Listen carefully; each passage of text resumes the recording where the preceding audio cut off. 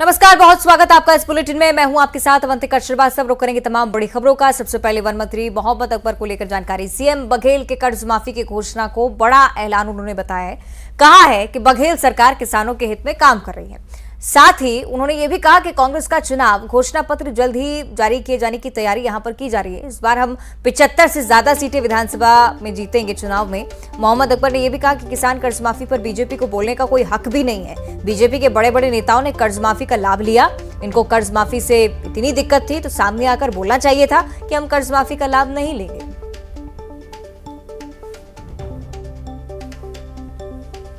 होगा। मुख्यमंत्री भूपेश बघेल ने ये घोषणा की और इस घोषणा के साथ सबसे बड़ी बात यह है कि पिछली बार जो कांग्रेस ने घोषणा पत्र बनाया था उसमें सबसे बड़ी घोषणाओं में एक घोषणा थी कि किसानों का कर्जा माफ किया जाएगा और जो नतीजे आए उसके पीछे ये भी माना जा रहा है कि एक बड़ा रीजन वो घोषणा भी थी। एक बार फिर मुख्यमंत्री भूपेश बघेल ने ये कहा है, सख्ती में ये घोषणा की है। संसदीय कार्य मंत्री मोहम्मद अकबर हमारे साथ मौजूद हैं, उनसे बात करते हैं। सर, पिछली बार अगर हम बात करें विधानसभा चुनाव के पहले जब आप लोग विपक्ष में थे तो इस घोषणा को एक बड़ी घोषणा माना गया था कि किसानों का कर्जा माफ किया जाएगा। दोबारा ये घोषणा की गई है तो क्या मान के चले कि पिछली बार का जो मार्जिन आया है उस मार्जिन को लेकर आप उम्मीद कर रहे हैं? मार्जिन तो कांग्रेस घोषणा कर चुकी है, अब की बार 75 पार। और पिछली बार जो कर्जा माफी का घोषणा था वो उसका बहुत अच्छा परिणाम देखने को मिला, क्योंकि ये बहुत बड़ी घोषणा है। और इस बार भी माननीय मुख्यमंत्री जी ने घोषणा जो किया है तो बहुत सार्थक परिणाम इसका आने वाला है। और बहुत सोच समझकर कांग्रेस ने जो अब तक कहा है कि अब की बार 75 पार, मेरे को ऐसा लगता है कि वो हम लक्ष्य को पूरा करेंगे। देखिए, ऐसा है कि जितने भी भारतीय जनता पार्टी के बड़े नेता हैं जिनके पास कृषि भूमि है, सारे लोगों का कर्ज माफ होता है। और अब वो नाम लेने से बोलते हैं कि भाई हमारा अधिकार था तो हो गया, तो नाम सार्वजनिक करने का मतलब नहीं है।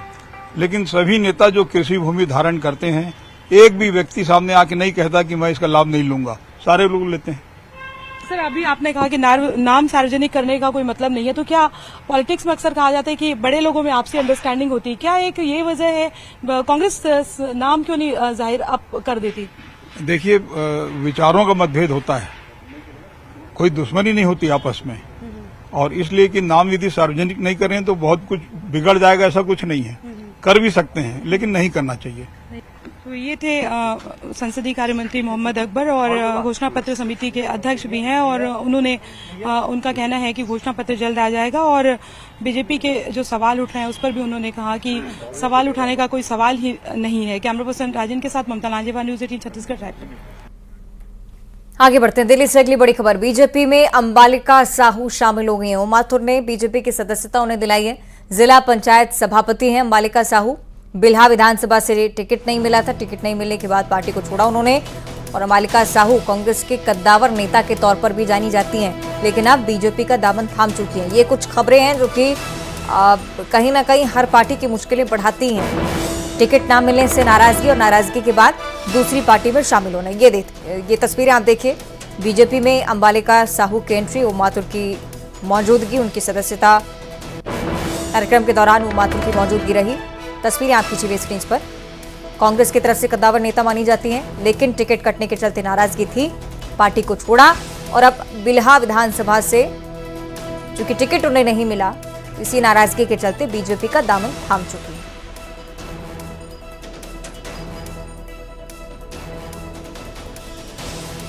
ये तस्वीरें दिल्ली से सामने आई हैं। ओम माथुर की मौजूदगी में बीजेपी की सदस्यता अंबालिका साहू ने हासिल की।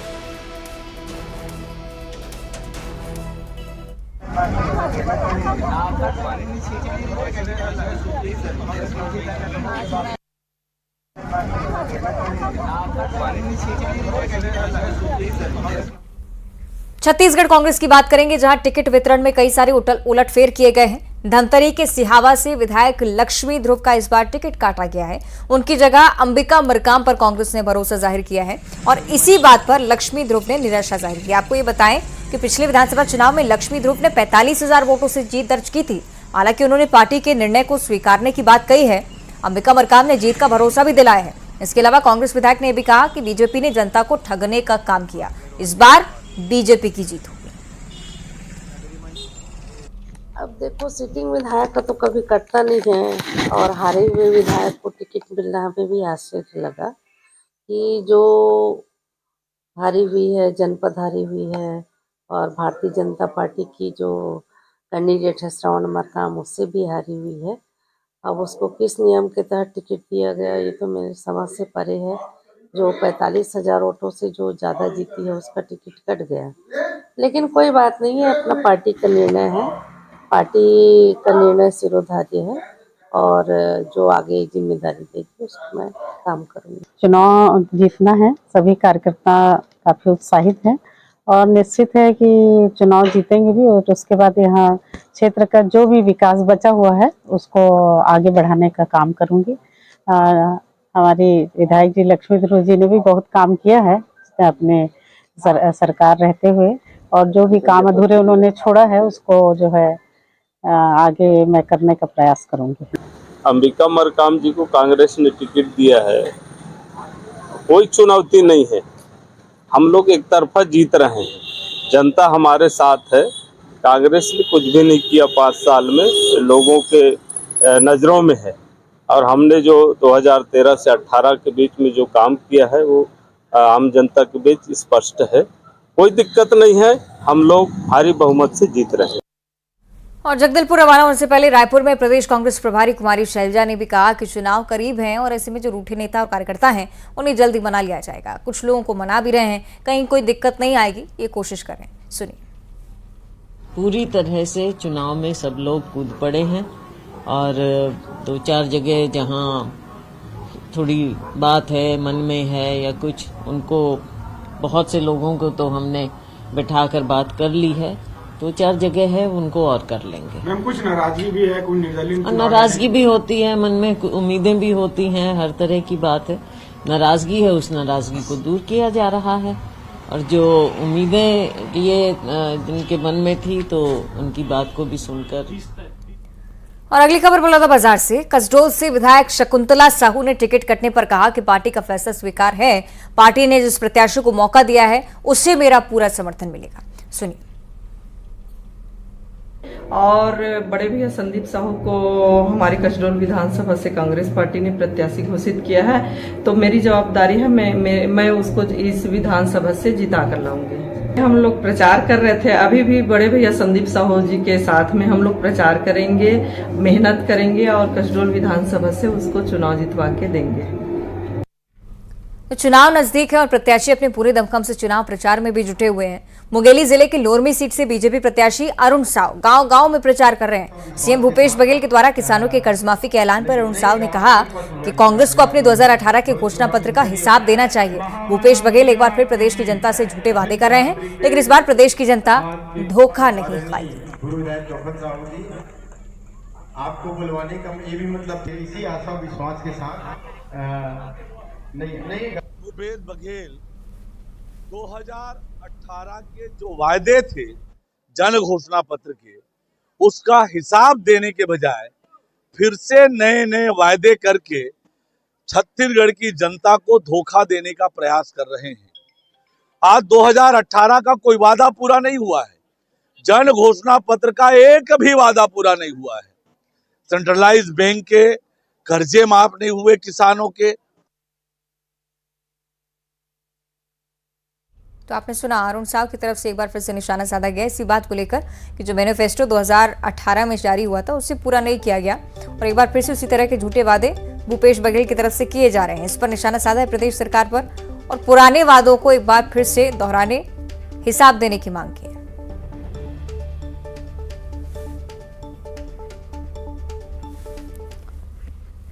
राजनांदगांव की बात करेंगे, जहां बीजेपी नेता बिरजू तारम की हत्या का मामला सामने आया था। माओवादियों ने इस हत्या की जिम्मेदारी ले ली है। 4 दिन बाद माओवादियों की तरफ से हत्या को लेकर एक पर्चा फेंका गया है। इस घटना का जिक्र उनकी तरफ से किया गया। आपको बताएं कि नक्सलियों ने जवाबदारी ली। मानपुर थाना के मल्हार गांव में नक्सली पर्चा मिला है। बीजेपी नेता की हत्या हुई, बीजेपी ने भुनाने की कोशिश भी की। इसे ये भी बताया गया कि टारगेट किलिंग हो रही है, और उसके बाद अब नक्सलियों की तरफ से 4 दिनों बाद इस वारदात के ये बताया जाता है पर्चा फेंककर कि हमने ही बीजेपी नेता की हत्या की थी। बीजेपी नेता बिरजू तारम, जिनके हत्या को लेकर ये मामला शुरू हुआ था। मानपुर थाना के मालहर गांव से नक्सली पर्चा पाया गया। हालांकि समय को लेकर भी सवाल खड़े हो रहे हैं। कि 4 दिनों तक चुप रहने के बाद नक्सली की तरफ से अचानक से पर्चा फेंका जाता है, हत्या की जवाबदारी ली जाती है।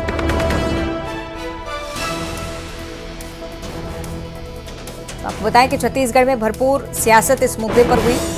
कांग्रेस पर भी निशाना साधते दिखे बीजेपी के नेता, लेकिन अब नक्सली की तरफ से कहा गया है कि बीजेपी नेता की हत्या की जिम्मेदार हम हैं। और चलिए बात करेंगे पेंड्रा की, जहां भालू का आतंक एक बार फिर से शुरू हो गया है। खेत पर एक लड़की पहुंची थी और भालू ने इस लड़की पर हमला कर दिया। भालू ने नाबालिग लड़की पर हमला किया। भालू के हमले में लड़की गंभीर रूप से घायल भी हो गई है। गंभीर रूप से घायल लड़की को बिलासपुर रेफर करना पड़ा है। मरवाही के नाका गांव में भालू ने हमला किया था। तो पेंड्रा से खबर हम आपको बता रहे हैं, भालू की आमद से एक बार फिर से रहवासी परेशान। एक लड़की जो कि खेत पर पहुंची थी, अचानक से भालू ने हमला कर दिया। बुरी तरह से घायल हुए बच्ची बिलासपुर रेफर करना पड़ा है। फिलहाल गंभीर हालत में अस्पताल में इलाज है।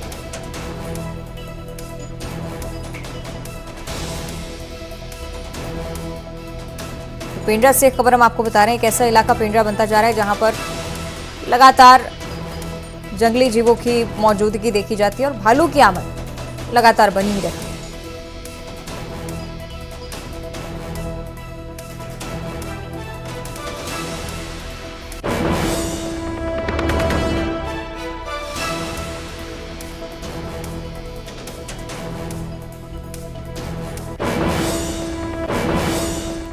और विजयदशमी का मौका आज है और आज इस मौके पर मां की विदाई से पहले राजधानी रायपुर में सुहागिन महिलाओं ने मां को सिंदूर चढ़ाया। मां से अपने अखंड सौभाग्य की कामना की। ये तस्वीरें आपकी टीवी स्क्रीन पर।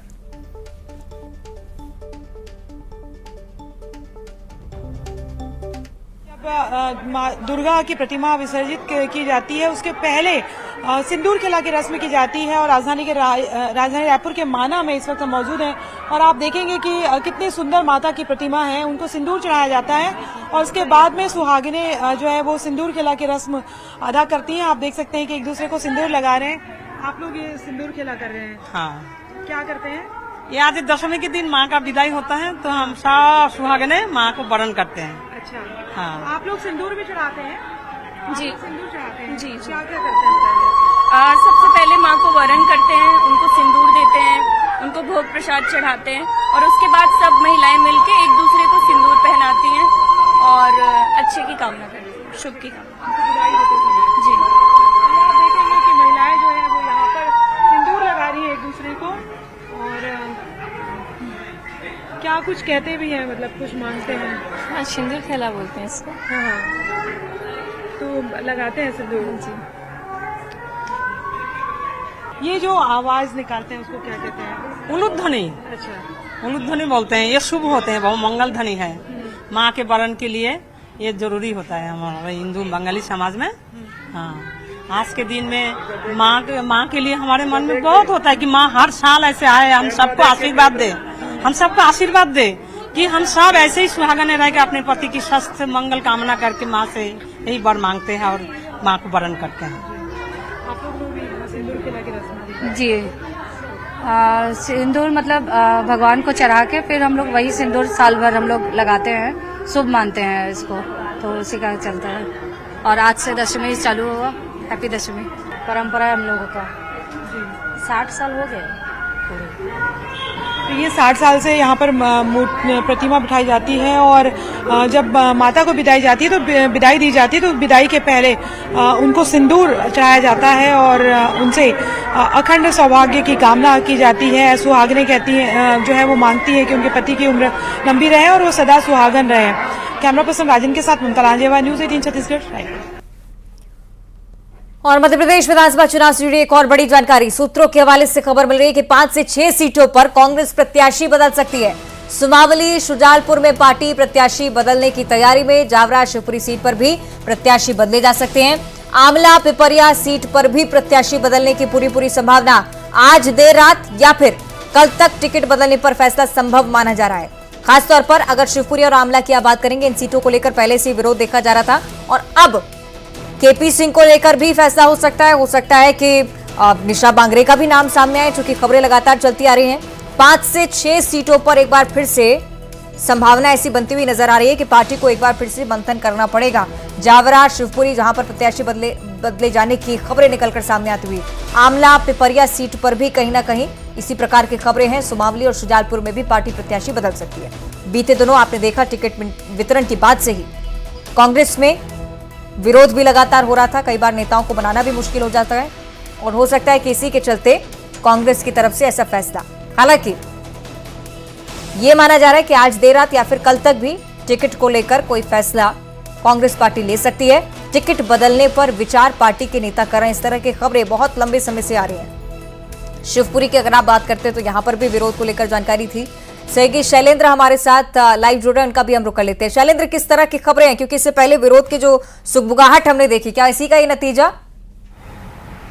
बिल्कुल आपने ठीक कहा। जिस तरीके से मध्य प्रदेश के अलग अलग हिस्सों से लगातार विद्रोह की खबरें सामने आई और कई ऐसे विधानसभा क्षेत्र थे जहां के कार्यकर्ता जो है न केवल कमलनाथ के आवास पर पहुंचे थे बल्कि पीसीसी दफ्तर के बाहर भी उन्होंने हंगामा किया। तो इस तरह के तमाम जो विरोध के स्वर स्थानीय कार्यकर्ताओं में उठ रहे हैं और इसी के चलते ये माना जा रहा है कि 5 से 6 सीटें ऐसी हैं जिन पर कांग्रेस अपने प्रत्याशी बदल सकती है, जिसमें से सुमावली, जावरा, शुजालपुर, इसके अलावा पिपरिया और कुछ और अन्य जो सीटें हैं वहाँ पर ये प्रत्याशी बदले जाने। क्योंकि देखिए ये जो प्रत्याशी जहाँ पर घोषित की अगर बात सुमावली की करते हैं तो जिस युवक को अभी देखिए नया प्रत्याशी है कुलदीप सिकरवार, उनको बनाया गया। उनकी जगह पहले अजब सिंह कुशवाहा वहाँ पर विधायक हुआ करते थे, उनका टिकट काटा है, वो नाराज होकर बसपा का दामन थाम चुके हैं। शुजालपुर की बात करूँ तो रामवीर सिंह सिकरवार को वहाँ प्रत्याशी बनाया, लगातार वहाँ पर उनका विरोध हो रहा है। इसके अलावा पिपरिया से जिस व्यक्ति गुरशरण खरे को प्रत्याशी बनाया गया उसके बारे में ये कहा जा रहा है कि वो बाहरी प्रत्याशी हैं, उनका जो है लगातार विरोध किया जा रहा है। जावरा में विरोध की तस्वीरें लगातार सामने आ रही हैं। तो ये माना जा रहा है कि इन सीटों पर बदलाव की संभावनाएं हैं। क्योंकि देखिए अगर आमला सीट की बात करता हूं तो कल देर रात में ही आमला सीट पर प्रत्याशी घोषित किया, क्योंकि कांग्रेस ने 229 सीटों पर प्रत्याशी घोषित कर दिए थे, लेकिन आमला सीट को रोक कर रखा था। लेकिन जब निशा वांगरे का इस्तीफा कल तक जब मंजूर नहीं हुआ था तो कल देर रात आमला पर प्रत्याशी घोषित किया था, लेकिन आज निशा वांगरे का इस्तीफा भी मंजूर हो गया। तो माना जा रहा है कि आमला विधानसभा क्षेत्र में भी कांग्रेस अपना प्रत्याशी बदल सकती है। इस तरह की चर्चाएं जो है वो बेहद तेजी से चल रही है। हालांकि बताया ये भी जा रहा है कि जो स्थानीय नेता हैं उन्होंने शीर्ष नेतृत्व से बात भी कर ली और जल्द ही जो बदलाव होने हैं उस पर भी मोहर लग जाएगी। जी ठीक है, आमला को लेकर चर्चाएं चल रही थी। शिवपुरी में वीरेंद्र रघुवंशी का नाम भी कांग्रेस की तरफ से सामने आ रहा था। शैलेंद्र, एक और महत्वपूर्ण बात यह कि शुरुआत से कांग्रेस नाराजगी के चलते, बगावती सुरों के चलते कहीं ना कहीं बैकफुट पर नजर आती हुई ये क्रम अभी और आगे बढ़ सकता है, इस तरह की संभावनाएं शैलेंद्र? देखिए बिल्कुल, देखिए जब भी कोई प्रत्याशी बदला जाएगा तो उसके बाद जो अन्य सीट है उन पर भी इस तरह की सुगबुगाहट देखने को मिलती है। देखिए जिस तरीके से अगर मैं बात करूं तो पहले 2 सीटों पर देखिए प्रत्याशी बदले गए। दतिया में पहले अवधेश नायक को टिकट दिया गया, लेकिन जब बाद में विरोध हुआ तो राजेंद्र भारती को टिकट दे दिया, क्योंकि राजेंद्र भारती के समर्थकों ने काफी हंगामा किया था। अगर हम सीट की बात करते हैं तो नरसिंहपुर जिले की गोटेगांव विधानसभा सीट, जिस पर एनपी प्रजापति का टिकट काटकर एक नए प्रत्याशी को मैदान में उतारा था, वहां से भी विरोध की खबरें सामने आई थी और उसके बाद उस पर प्रत्याशी बदला गया। तो जब प्रत्याशी जब बदलता है तो कहीं ना कहीं आसपास के जो दूसरे इलाके जहां विरोध के स्वर उठ रहे होते हैं वो और तेज हो जाते हैं, क्योंकि उनको लगता है कि अगर तेज तरीके से विरोध करेंगे तो संभवतः शायद पार्टी उनके प्रत्याशी को भी बदल दे। हालांकि अब समय बेहद कम बचा है, तो ऐसे में अब जो सूची जारी होगी उसे यह माना जाएगा कि फाइनल सूची, और उसके बाद बदलाव की गुंजाइश बेहद कम रह जाएगी। क्योंकि देखिए हालांकि विद्रोह के स्वर जो है जरूर लगातार उठ रहे हैं और कांग्रेस उसको थामने का भी लगातार प्रयास कर रही है। अलग अलग नेताओं को अलग अलग क्षेत्रों की जिम्मेदारी भी दी गई है। जो स्थानीय नेता हैं, जो स्थानीय संगठन के लोग जो नाराजगी जाहिर कर रहे हैं, उन सबको भी समझाइश देने का काम लगातार कांग्रेस पार्टी के द्वारा किया जा रहा है। जी ठीक है, ये कुछ ऐसी खबरें हैं जो कि इस डर को भी बयां करती हैं जो कि पार्टियों में अभी भी लगातार बना हुआ है। अगर दोनों ही पार्टियों से अपने अपने प्रत्याशी के खड़े होने के बाद कार्यकर्ताओं में नाराजगी होती है तो इस तरह की संभावना शैलेंद्र सबसे ज्यादा कि किसी तीसरी पार्टी को बल मिले। हालांकि देखना होगा कि आगे गतिविधियां क्या कुछ कहती हैं। बहुत शुक्रिया आपका फिलहाल ये जानकारी साझा करने के लिए। ये देखने वाली बात कि आगे कांग्रेस की तरफ से फैसला इस पर क्या कुछ लिया जाता है। बहरहाल बात विजयदशमी की एक बार फिर से करेंगे। पूरे देश में ये पर्व धूमधाम से मनाया जा रहा है। बिलासपुर में इस पर्व को लेकर उत्साह देखा जा रहा है। रावण बाजार में लोग पहुंच चुके, अपनी पसंद का रावण का पुतला भी खरीद रहे हैं और इस बार गांधी चौक स्थित रावण बाजार रंग बिरंगे पुतलों के साथ गुलजार 100 रुपए से लेकर 15,000 तक के रावण यहाँ पर मौजूद हैं। इन्हें खरीदने के लिए लोग बड़ी संख्या में पहुंच रहे हैं। बाजार में ग्राहकों की भीड़ देखकर दुकानदार भी इस बार खुश। विजयादशमी का पर्व पूरे देश में धूमधाम से मनाया जा रहा है। बिलासपुर में भी इस पर्व को धूमधाम से मनाया जाता है। इस वक्त मैं बिलासपुर के गांधी चौक स्थित रावण बाजार में मौजूद हूँ और आप देख सकते हैं कि यहाँ पर छोटे से लेकर बड़ा रावण है जो है वो यहाँ पर बेचा जा रहा है। लगभग 100 रुपए से इसकी शुरुआत है और 10,000, 12,000, 15,000 तक की इसकी कीमत है। इस बार कितना उत्साह है लोगों में, देख रहे हैं? लोगों में तो सर काफी उत्साह है, खरीदार काफी लोग आ रहे हैं और इस बार हमको डर था कि बारिश ना हो जाए, इसके वजह से हम लोगों ने कम रावण तैयार किया है। तो अभी तो खरीदार आ रहे हैं, काफी डिमांड है इस बार बहुत ज्यादा, और सामानों का रेट भी बहुत बढ़ चुका है। बांस बहुत महंगा हो गया और इसमें जो सजावट का सामान है वो भी काफी महंगा हो चुका है।